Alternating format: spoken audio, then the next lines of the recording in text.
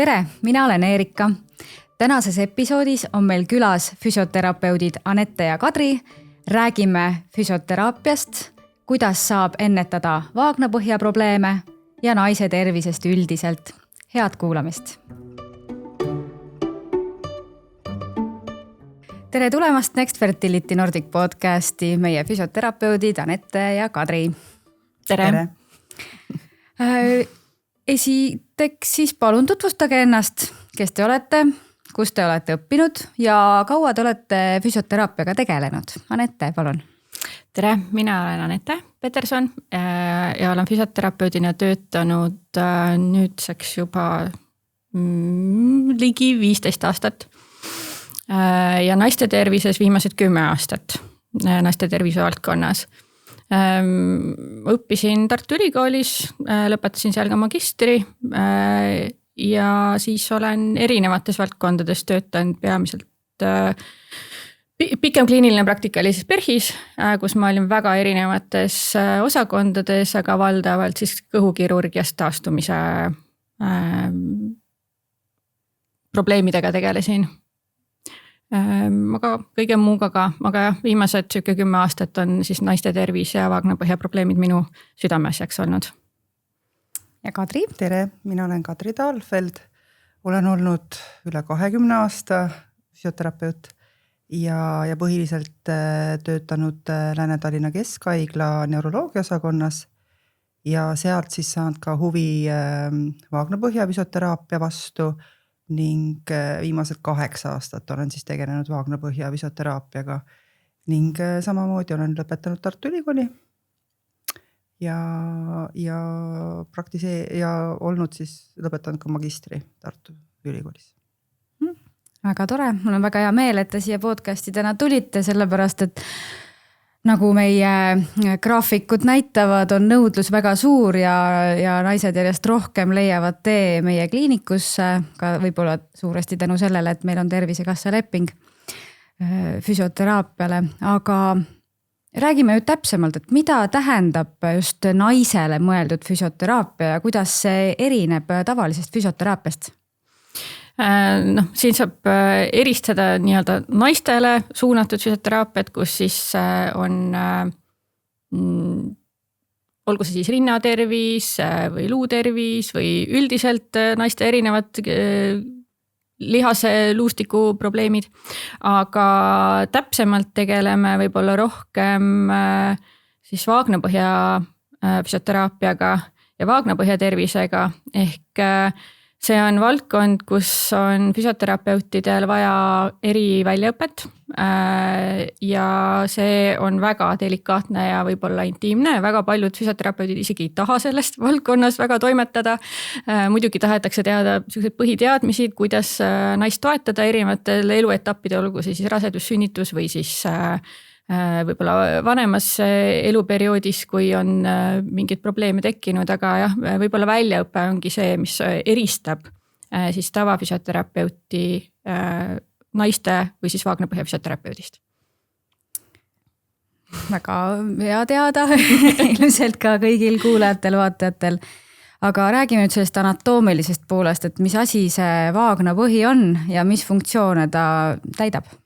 Nojah, palja silmaga me ju ei näe, kus täpselt see paikneb, aga ütleme siis nii, et kõige lihtsamini, et vaagnapõhi asub siis häbemeluu ja õndraluu vahel, ta koosneb lihastest, sidekoest, närvikoest, on tagatud sinna ka hea verevarustus ning põhilised funktsioonid on ikkagi siis anda siis toefunktsioon vaagnaorganitele ja siis tagada ka hea põie ja sooletöö ning siis tagada ka hea seksuaalfunktsioonid. Et need on need põhilised, mida siis vaagnapõhi peaks tegema. Väga multifunktsionaalne koht. Ja. Aga millised on kõige levinumad probleemid? Ma tooks välja võib-olla 5 kõige levinumat, et kõige rohkem me näeme sellist uriinipidamatust ehk stressinkontinentsi, mis siis enamasti tekib naistel peale sünnitust ehk et nad tunnevad et mingitel tegevustel, näiteks köhides, aevassades tekivad väiksed tilgad püksi ja sageli nad ei peagi seda võib-olla väga suureks probleemiks. Teiseks võib-olla vanematel inimestel tekib sellist tunginkontinentsi, kus nad tunnevad, et kui häda tekib, siis väga ruttu peab vetsu jõudma. Ja seda enamasti on siis sellistel vanemaealistel. Siis edasi on ka valu paljudel naistel probleemiks just vaagna piirkonnas. Seda võib tekkida peale sünnitust, seda võib olla ka noorte hulgas, seda võib ka olla vanemaealistel, nii et seal võib olla väga palju erinevaid põhjuseid. Aga kindlasti, kui seal on suurenenud vaagnapõhjalihaste toonus, siis saame vaagnapõhja füsioteraapiaga palju abiks olla. Ja siis naistel, ütleme seal keskealistel naistel on ka probleemiks selline vaagnapõhja organite allavaje ehk prolaps, kus siis võib alla vajuda kas üks organ või mitu organit ja siis see tekitab hästi ebamugavustunnet, tekitab ka uriinilekkeid ja siis ka tegelikult aitab vaagnapõhja füsioteraapiast. Ning võib-olla viimaseks tuua välja siis, mida on natukene harvem, aga on siis soolelekked ehk sooleinkontinents, seda rohkem vanemaealistel, aga teiselt poolt sooleprobleemide hulgas me näeme kõhukinnisust, mida võib olla kõikidel, ütleme väikestest lastest peale kuni vanuriteni välja, nii et see teema tundub, et tegelikult puudutab kõiki. Et need on need põhilised probleemid, mida me iga päev näeme oma töös. Jõudsingi järgmise küsimuseni, tegelikult sain juba vastuse ka, et ehk siis vaagnapõhja probleemid ei ole alati seotud raseduse ja sünnitusega ja võivad tekkida igal eluetapil.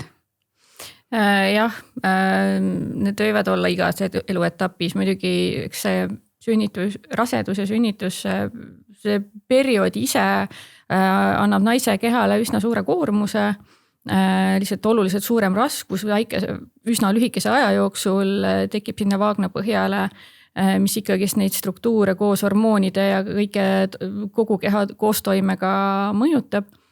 Ja sünnitus ise, vaginaalne sünnitus rohkem ikkagist on üks suuremaid riskitegureid erinevate probleemide tekkeks tulevikus. Aga see ei pea alati nii olema. Ja kui arvatakse, et keisrilõige võib-olla on see säästev mehhanism, siis jah, ta võib säästa, aga samas rasedust ta kanname ikkagist. Tihtipeale keiser on teine abinõu peale pikemat sünnitusprotsessi, seega see ei välista mitte midagi. Ja eks neid probleeme muidugi jah, väga suures osas tekib siis premenopausaalses eas, 40 pluss naistel hakkavad esimesed sümptomid või neil on aega laste kõrvalt juba tegeleda nendega.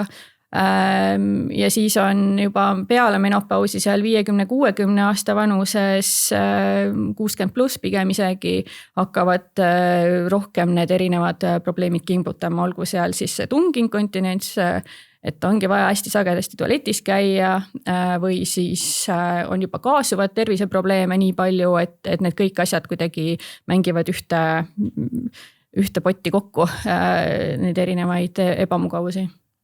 Räägimegi siis sümptomitest, et millised on need peamised sümptomid, mis siis viitavad sellele, et võiks abi otsida vaagnapõhja füsioterapeudi juurest? Eks üks asi ongi võib-olla lekkimine. Paljud arvavad, et ma peaksin arsti juurde pöörduma alles siis, kui ma ei tea, püksid märguvad täiesti ära või et iga kord on meeletult suur leke. See ei pruugi nii olla. Tegelikult võiks juba siis pöörduda, kui ei taha lapsega batuudi peale ronida, sest sa tunned, et sul juba tulevad mõned üksikud tilgad või siis köhatusel aevastusel on esimesed tilgad. Alati on mõistlik varem sekkuda ja väikesed probleemid ära likvideerida nii-öelda ja lihastega taastada, kui et lasta sellel probleemil suureks minna. Et see leke võib-olla ülemaailmselt on see hästi suur probleem, et inimesed lähevadki liiga hilja arsti juurde just nii-öelda põieprobleemidega seoses. Kui on põiepõletik, siis naisterahvas tavaliselt jookseb kohe perearsti juurde, et abi saada, aga ka just need pisikesed sellised tilgad võiksid naise sinna perearsti juurde viia, et ka juba nii-öelda perearsti juurest juba edasi suunata siis füsioteraapiasse näiteks. Samamoodi see raskustunne, ebamugavustunne häbemepiirkonnas, osad ütlevad, et justkui siuke golfipall on justkui istumise all või on lihtsalt siuke vastik raskustunne või on mingisugune valulikkus, et see võib viitada mingisuguste sidekoe muutustele just seal vaagnapõhjas, et kas siis põis või sool on oma nii-öelda, kuna need organid on kõrvuti, põis, tupp ja sool, et kas see ühe organi raskus vajub sinna tuppe seinte vastu ja see tekitab sihukest ebamugavusaistingut. Et füsioteraapiaga on võimalik neid sümptomeid paremaks saada. Samamoodi kõhukinnisuse puhul me aitame, kui on just hästi pikalt kestnud, olgu see siis raseduse ajal, olgu see mingisuguses muus eluetapis, imetamise aegselt tihtipeale on naistel ka ikkagist kõhukinnisust võib-olla tekib rohkem, sest seda vedeliku tarbimist, kuigi seda on palju, siis ikkagist imetavatel emadel võib seda võib-olla rohkem olla, et õpetada kas või siuksed säästvad roojamisasendid selgeks, et see tualeti ergonoomika nii-öelda oleks parem ja ennast säästvam. Kas või, ma ei tea, seal kõhumassaaži ja asju õpetada. Ja samamoodi, et kui ongi valulik vahekord, et selle vastu on abi väga sellistest lihtsatest nippidest, et see on väga suur selline nii-öelda perekonna koostöö tegelikult suuresti aga meil on võimalik naisi aidata ja ei pea olema isegi nagu sünnitanud naine, et ka väga paljudel noortel on raskusi, ma ei tea, kas või tampooni sisestamisega, rääkimata vahekorras olemisest, et see on hästi valulik, et meie häbemepiirkond on hästi tundlik ja on võimalik keha erinevate tehnikatega rahustada ja füsioteraapia on siinkohal väga suur nii-öelda koht, kus me saame sekkuda. Aga kas ja kuidas siis vaagnapõhja probleemid võivad mõjutada seksuaalelu?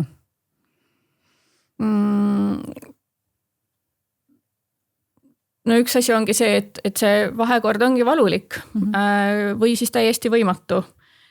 Just ma mõtlen penetratiivne vahekorras viibimine.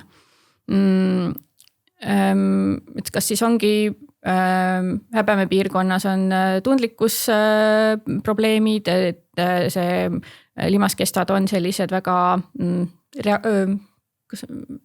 hea sõna võib-olla oleks, nad on ärritunud ja nad reageerivad väga ja selle peale vaagnapõhja lihased tõmbuvad krampi ja spasmi.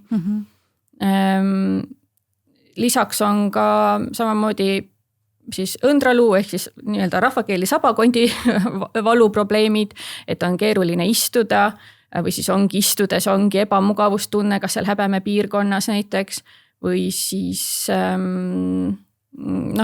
või siis on orgasmi hetkel on valulikkuseid võib tekkida, on naisi, kes tunnevad, et vahekorra järgselt on väga suur ebamugavustunne alakõhus, et neid probleeme, mis võivad tekkida, on väga-väga palju, neist ei räägita võib-olla piisavalt.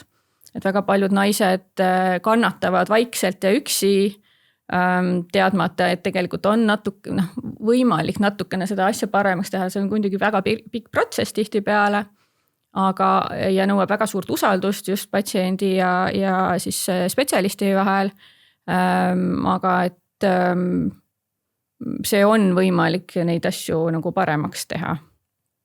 Ja et seal ja muidugi sünnitusjärgselt on ka nii-öelda diagnostiliselt on siuke tea, 20% võib-olla vähem naisi, sihuke 10% vähemalt, kellel tekibki sihuke automaatreaktsioonina selline vaagnapõhjalihaste spasm sünnitusjärgselt, et see muidugi leebub ja võib olla seal imetamisega seotud ja tihtipeale ongi hormonaalne.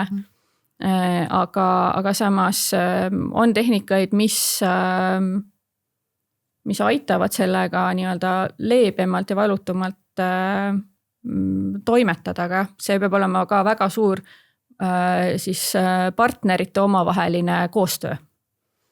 Et seal protsessis on nii see patsient ise kui ka tema partner. Viljakusravikliinikus töötades on meie üks nii-öelda suuri müsteeriumeid viljakus ja üldse kogu see valdkond ja võib-olla järgmine küsimus ongi suunatud just viljakusele, et mis te arvate, kas füsioteraapia võib ka toetada viljakust ja rasestumist?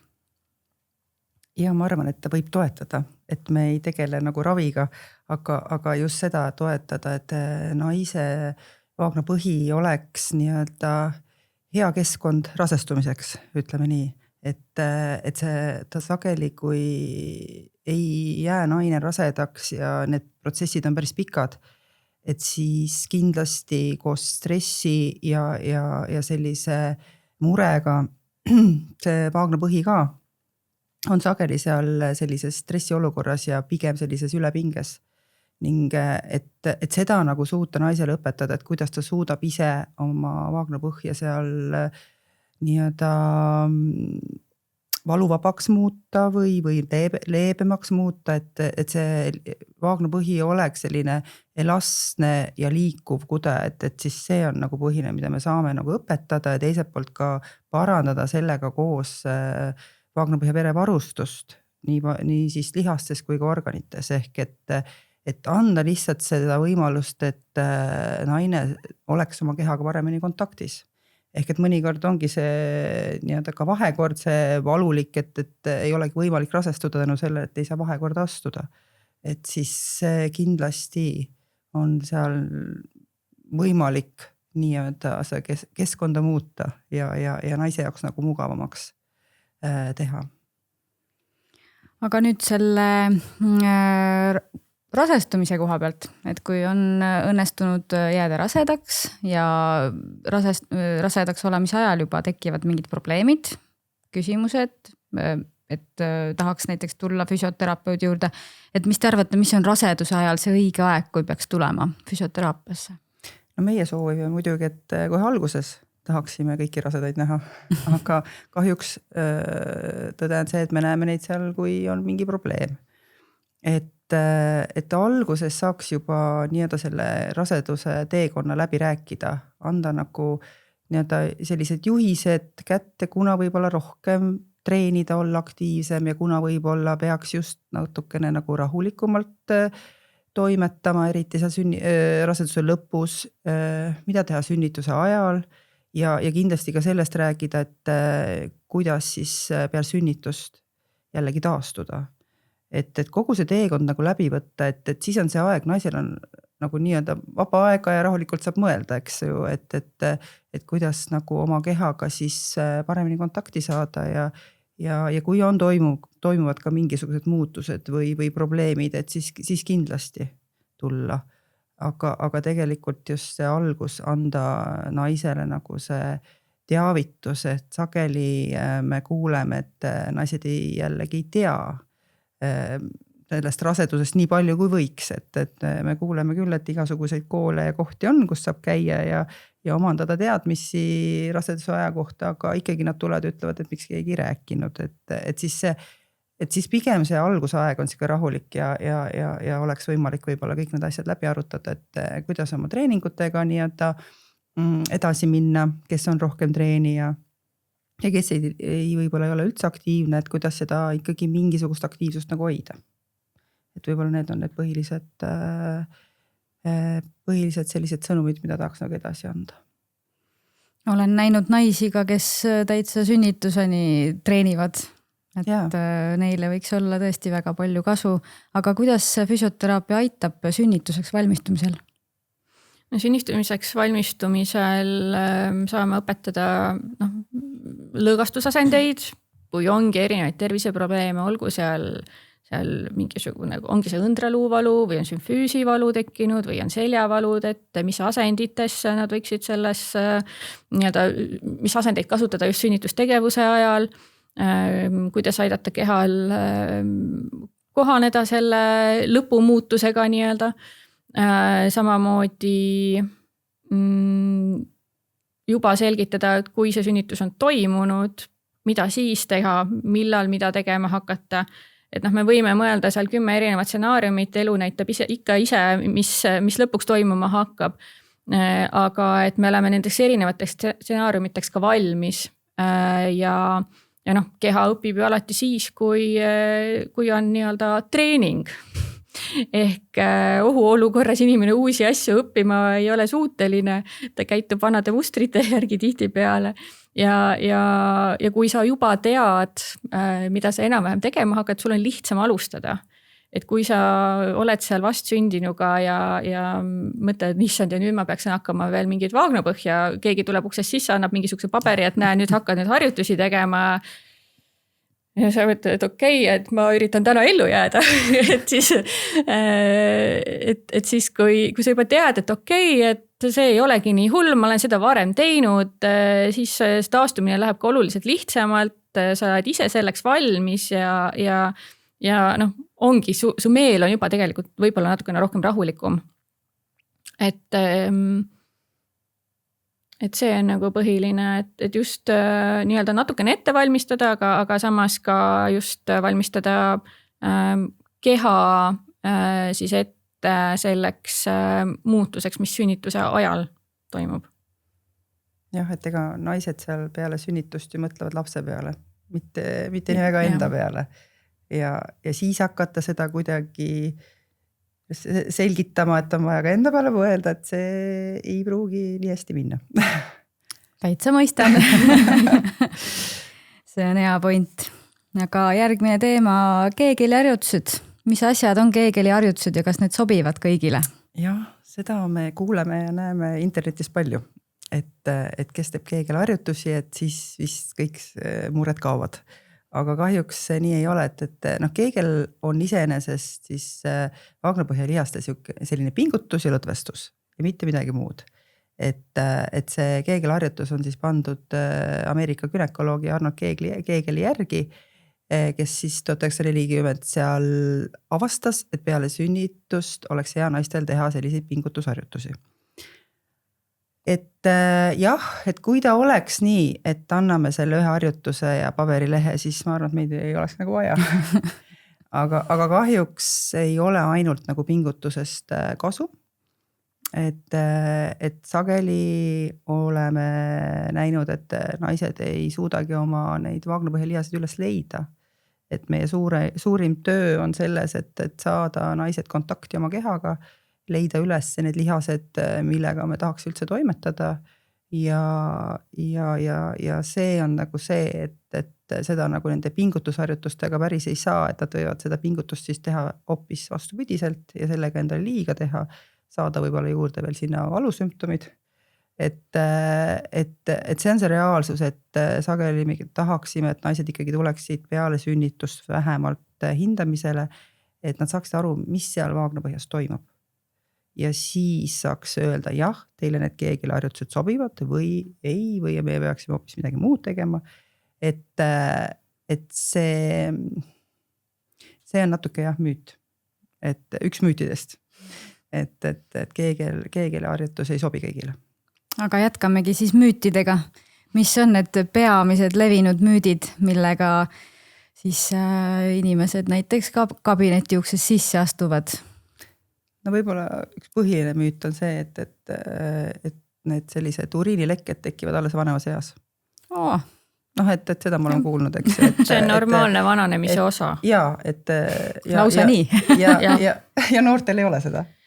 et seda üldse ei ole noortel, et see jah, või siis ongi sünnitanud naised ja siis on pensionärid, et no ei ole päris nii, et see tihtipeale selle müüdiga on see, et jah, kuskil 1/3 naistest kogeb sünnitusjärgselt vaagnapõhjalekkeid ja isegi mingid isegi rasedatest mõned uuringud näitavad, et ligi 70% naistest 3. trimestril võivad lekkida. Et noh, see numbrid vastavalt nendele uuringutele on ka sellised, et üks näitab 5% ja teine 80%, et mida siis võtta, aga sihuke kuldne keskmine on jah, et need probleeme võid esida ka päris noortel ja just aktiivsetel sportijatel tüdrukutel.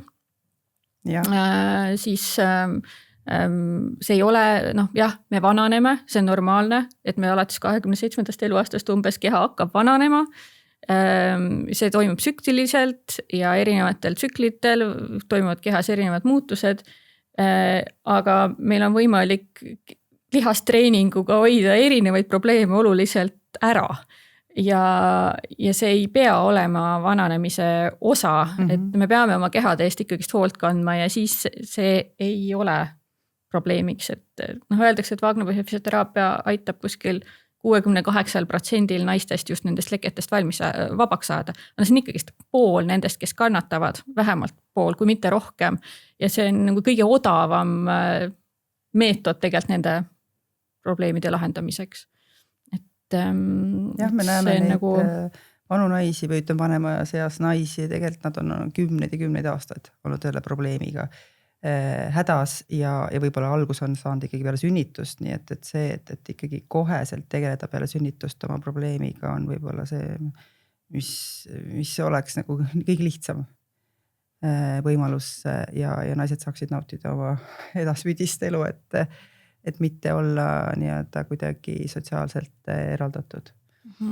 Ja noh, rääkides sportlastest, siis viimased nii-öelda andmed eelmise aasta uuringutest on ka see, et mitte ainult siis võib-olla, et ka naised, vaid ka tegelikult meesportlased ja seal 19-aastased ja nooremad kannatavad ikkagi selliste lekete all, kuna need pingutused on hästi suured. Ja see on ka tegelikult see teema, et ega me sellest väga ei räägi või et sportlased 90% nad ei ole kellelegi rääkinud nendest probleemidest. Aga kuskil 50% nendel noortest naistest esinevad uriinilekked ja kuskil 29% meestest. Nii et see on väga päris suur probleem, aga noh, sinnani veel ei ole muu maailm väga jõudnud. Ja soolelekkeid on ka nii nais- kui meesportlastel. Et kas siis on puuksud tulevad tahtmatult või tuleb seal midagi lisaks. Aga jah, kui rääkida müütidest, siis kindlasti noh, see keeglimüüt, selle me juba siin kummutasime natukene. Aga ka see, et võib-olla sinna keeglimüüdi juurde läheb see, et need lihased, vaagnapõhjalihased ei pea olema tugevad. Et nagu see ei ole nagu see eesmärk, et me tahaks hästi tugevaid lihaseid. Et sünnitanud naised ka mõtlevad, et ma pean kohe tugevaks saama. Tegelikult me tahame, et lihased oleks ja lasted liikuvad ja nad toimiksid õigel ajal nii, nagu nad peaksid toimima. Et see on ka müüt. Et sellepärast võib-olla on see selline ärimaailmas kõik igasugused tugevdavad vahendid müüvad hästi, aga tegelikult vaagnapõhjale see ülitugev lihas ei olegi väga hea. Pigem ongi, me näeme rohkem neid, kellel vaagnapõhi see koordinatsioon on häirunud. Et just, et ongi ta on nagu betoon, tugev ja jäik, aga see alati ei aita kaasa. Et siis võivad ka pehmus peab ka olema. Just ja see kontakti leidmine oma kehaga võib-olla siis ongi see märksõna äkki. Et inimene oskaks otsida seda kontakti ka. Aga kui nüüd tuleb patsient tuleb, ta teab, et tal on seal see nädal nüüd teie juures on vastuvõtt. Kas ta saab selleks kuidagi ette valmistuda? Noh, ütleme nii, et eriliselt ei pea või noh, selles mõttes me ei taha kedagi ära ehmatada, et nüüd lähete Vaagnapõhja füsioterapeudi juurde, see on midagi väga jubedat ja midagi väga teistmoodi, et tegelikult ei ole. Et kui te lähete tavafüsioterapeudi juurde, siis selline esmane visiit on suhteliselt samasugune. Ehk et kuulame inimese või naise loo ära, teeme sellise üldise hindamise, et me hindame ka üldist kehalist võimekust ja siis võib-olla, kui me saame väga hea kontakti naisega, siis võib-olla, et me esimesel sellisel visiidil ka teeme vaginaalse hindamise, aga ei pruugi. Nii et tavapäraselt on selline vaginaalne hindamine seal teisel visiidil, aga võib juhtuda ka, et tõesti naine ise ka hästi motiveeritud ja siis me võime selle teha ka esmasel visiidil. Et võib-olla sellest nagu on hea, kui naised teavad, et see ei tule ootamatult, et nad peavad võib-olla seal rohkem lahti riietuma. Ja võib-olla siis natukene nad saavad läbi mõelda ka oma igapäevaelu ennem, kui nad meie vastuvõtul tulevad, et sellised küsimused nagu, et näiteks, et kui palju nad vedelikku tarbivad igapäevaselt. Et kui me küsime, siis sageli jäädakse hätta, et ei tule seda kohe, sest et see on nii automaatne, eks, et või te pane tähele, et kuna me joome ja mida me joome. Ja siis küsime ka selliste asjade kohta nagu põie ja sooled töö kohta, et kui sageli nad vetsus käivad igapäevaselt. Et see ka sageli on selline, et tahab ikkagi natuke järele mõtlemist. Et võib-olla need sellised igapäevaelu toimetamised on nagu need, mida me küsime. See on nagu erinev tavafüsioteraapia küsimustest. Ja kuidas teil see protokoll on, et käivad esimesel visiidil ära, kutsute tagasi, mitu korda siis naine käib keskmiselt? Nii palju kui vaja? Pigem küll, see on nii erinev, et just nagu kui ongi selline kergem lekkimine, võib-olla 2-3 korda, üteldakse, et vähemalt 3 kuud peaks tegelikult treenima, et saada mingisugune tulemus ja siis peaks tegelema tegelikult elupõhiselt, pidevalt nii-öelda nende harjutustega, kui on probleem juba elust korra olnud, et lihtsalt, et hoida neid lihaste jõutust paremana, et ega meil kellelgi ei ole see, et korra teed oma nii-öelda maksimumtulemuse, et ega siis see võib-olla ongi üks kord maksimumtulemus, aga et pärast, kui sa enam ei tee, siis tegele selle sama asjaga, siis need tulemused langevad nii-öelda. Et kui on sellised lekkeprobleemid, siis jah, selline 2-3 korda ja need kohtumised võib-olla ongi seal kuu aja tagant isegi, et lihtsalt inimene teeb ise tööd hästi palju ja siis me nii-öelda aitame, aga on ka näiteks valuprobleemide puhul see võib päris pikk protsess olla, et seal muidugi sõltub väga palju, mis taustal toimumas on. Ja see on väga järk-järguline selline nii-öelda elukorralduse muudatuste tegemine tegelikult, sa pead ikkagi oma elustiili natukene muutma ja jälgima ennast, et siis et ei saa öelda, et on 10 korda. Et sellist nii-öelda otsest kriteeriumit ei ole, et see nii väga individuaalne. Aga mida naised saaksid teha, et igapäevaselt oma vaagnapõhja tervist hoida? No üks asi ongi see, et jälgida, et sa liigud lihtsalt, et kui on istuv kontoritöö praegusel ajal just see kodukontoritöö kas või et iga kord tunnis vähemalt võiks, ma ei tea, siis kontori peal kodus ringi liikuda, teha mingeid erinevaid liigutusi, ma ei tea, kõige alumisest sahtlist kükitades võtta see paberipakk välja kas või minnagi kõige kaugemasse ruumi otsa, kust vett saab võtta ja käiagi tassiga edasi-tagasi vett võtmas, mitte ei ole see pudel seal laua peal näiteks. Või kohvit, kes joob, et liikuda, lihtsalt leida erinevaid võimalusi ja üsna sagedasti, et liikuda. No muidugi iga 15 minuti tagant on nagu see kuld, et võiks, aga me nagu siin praegugi, et me oleme juba üsna mitu minutit siin istunud. Et siis vähemalt liigutada ennast, natukene kehitada, natukene liigutada selle tooli peal, et proovida enda asendit nii-öelda korrigeerida, et me ei ole mõeldud ühes asendis olema pikka aega ja kui treeningutel naised võiksid teha ikkagist lihasjõudu arendavat treeningut, et meie luud oleksid tugevad ka siis, kui see osteoporoos tuleb meil nagistades kallale seal menopausi järgselt 60-70. Et kui me kukume, et siis meil esimesena ei läheks ranne katki või siis reieluu kael. Ja just see, et meie luud oleksid tugevad ja just tegelikult kui meil on lihased tugevamad, siis ka ei ole nii palju õnnetusi justkui, et see kukkumise riski vältimine ongi number 1 on lihastreining tegelikult. Ja vaagnapõhja seisukohast õpi tundma oma vaagnapõhja lihaseid, mida nad teha oskavad. Kas sa suudad neid pingutada, kas sa suudad neid lõõgastada, suudad neid üles leida. Ja suudad neid üles leida ja neid tunnetada, et ikkagist on 30% naistest, kellel see tundlikkus on madalam, nad ei saa päris hästi aru, mis need lihased teevad, kas ma üldse pingutan midagi, silmad on peast väljas, aga nagu seda tundlikkust ei ole. Et siinkohal ma oskan ise ütelda, et ma ise nägin väga palju vaeva, et need lihased üles leida, oma arust pingutasin kõrvadest viled välja, aga mitte midagi ei juhtunud justkui hindamise käigus. Et aga see kõik on treenitav.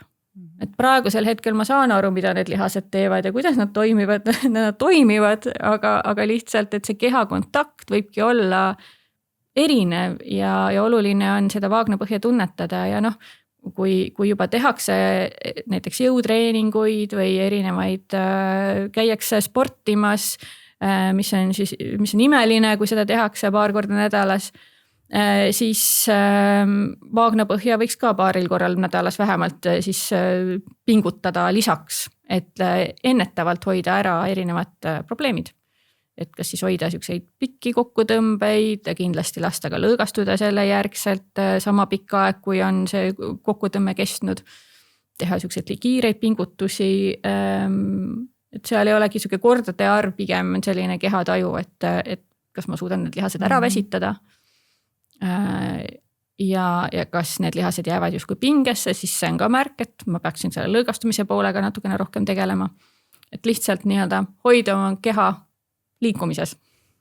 Kas teie poole võib pöörduda ka siis, kui otseselt mingisuguseid kaebusi ei ole? Ja ikka.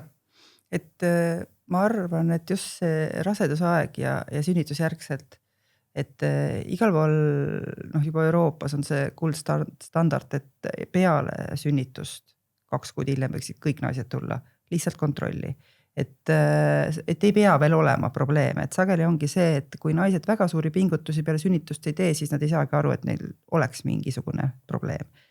Et alles siis, kui hakatakse tõesti batuudile minema või hüppama, et siis tuleb see probleem võib-olla veidi välja, aga ei pruugi ka, kui naised on suhteliselt inaktiivsed.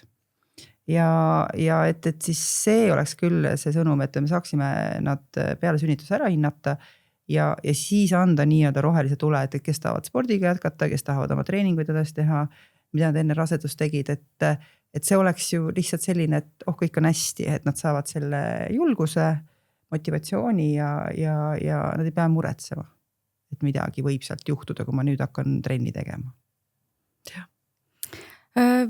Tõmbame siis otsad kokku, ma lõpetuseks küsiksin teilt kummaltki ühe sõnumi, mida te sooviksite naistele edasi anda? Mina omalt poolt ütleks seda, et oma murega ei tohi üksi jääda. Kui on mingisugune probleem juba tekkinud, otsi koha sealt abi. Et vaagnapõhja füsioterapeute üle Eesti meil juba on igas Eesti piirkonnas praktiliselt. Kõige lihtsam on oma kohaliku haiglasse pöörduda või siis vaadatagi perearsti poole pöörduda.